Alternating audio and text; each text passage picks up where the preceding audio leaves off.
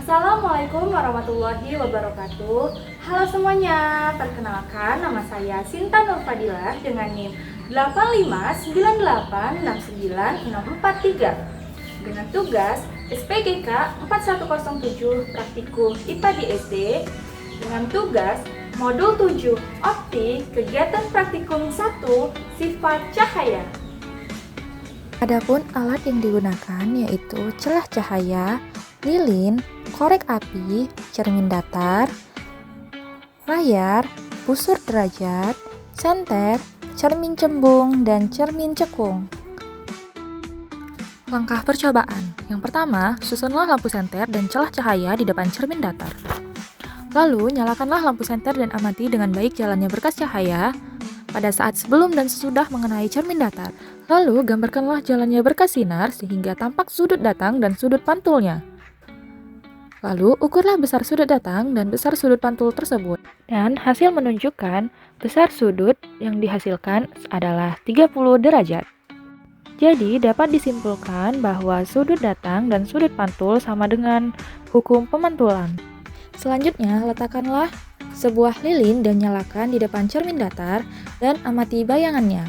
Kemudian, catatlah sifat-sifat bayangan yang dibentuk oleh cermin datar tersebut. Hasil bayangan pada cermin datar bersifat maya, tegak, dan sama besar dengan bendanya. Nah, selanjutnya adalah percobaan pemantulan cahaya pada cermin cembung. Lalu, susunlah alat seperti gambar berikut.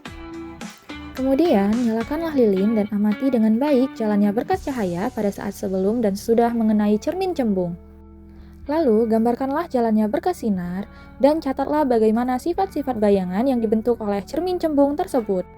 Hasil menunjukkan cermin cembung memantulkan sinar cahaya menyebar atau divergen dan bayangan yang terbentuk selalu bersifat maya, tegak, dan diperkecil. Selanjutnya yaitu percobaan pemantulan cahaya pada cermin cekung. Pertama yaitu susunlah alat seperti susunan berikut. Kemudian nyalakanlah lilin dan amati dengan baik jalannya berkas cahaya pada saat sebelum dan sesudah mengenai cermin cekung. Lalu, gambarkanlah jalannya berkas sinar dan catatlah sifat-sifat bayangan yang dibentuk oleh cermin cekung tersebut.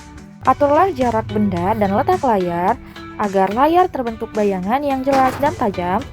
Lalu, ukurlah jarak benda dan jarak bayangannya. Hasil menunjukkan bayangan terbentuk nyata pada layar, bayangan bersifat nyata dan terbalik.